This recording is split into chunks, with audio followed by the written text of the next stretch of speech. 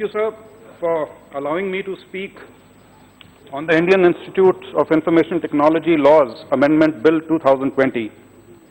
I rise to speak in favor of the bill and the amendments proposed therein, especially the amendments to the IIIT Public-Private Partnership Act 2017, whereby 5 more IIITs set up under the PPP framework are sought to be declared as institutes of national importance.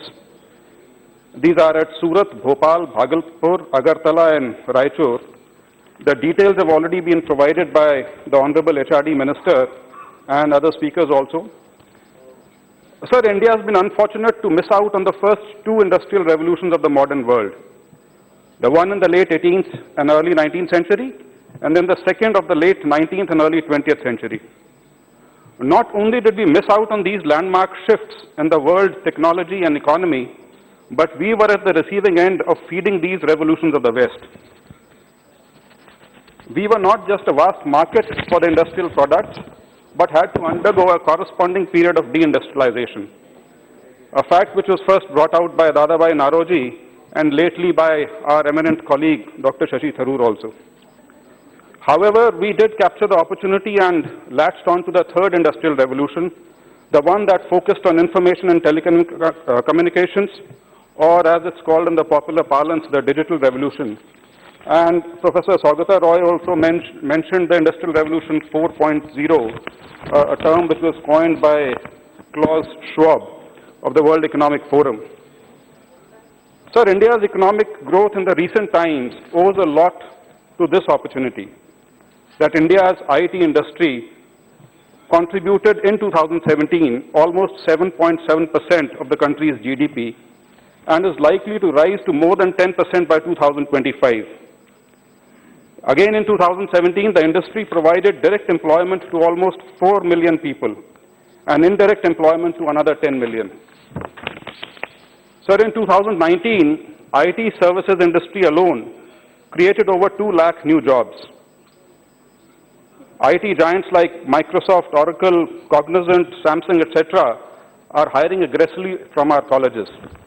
Now, to ensure that we capture this demand for skilled manpower in this sector, we have to ensure more and more such institutes of higher learning so that issues of quality faculty and quality students can be addressed.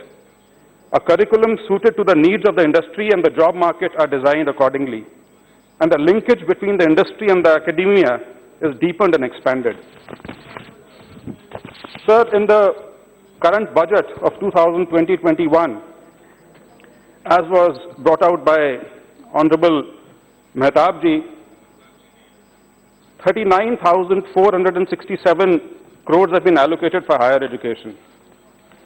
And out of this, the IIITs have been allocated 393 crores and world-class institutions another 400 crores.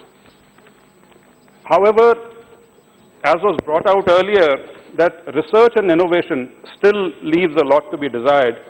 And this, I guess, is reflected when we look at the low rankings of our universities in the global rankings.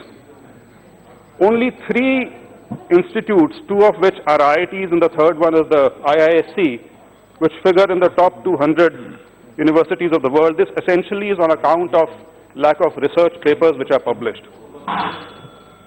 Sir, another area of concern is our gross enrollment rate, which is very low compared to the Western world or the developed world.